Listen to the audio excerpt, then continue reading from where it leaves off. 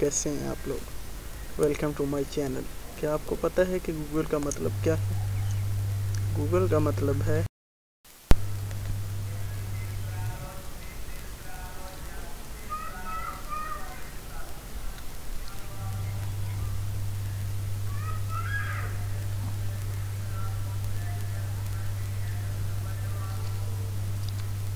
Google stands for global organization of oriented group language of earth.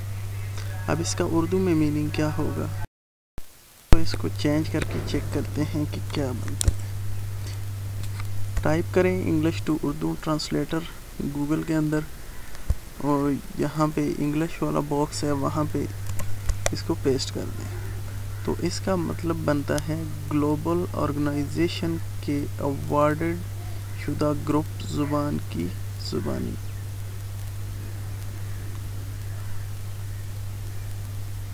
Global organisation की award शुदा group ज़ुबान की ज़ुबानी। ठीक है व्यूअर्स, उम्मीद है वीडियो आपको पसंद आई होगी। Please like, share and comments कीजिए और इस चैनल को सब्सक्राइब करें मज़ीद अच्छी वीडियोस के लिए। शुक्रिया। अल्लाह हाफ़िज़।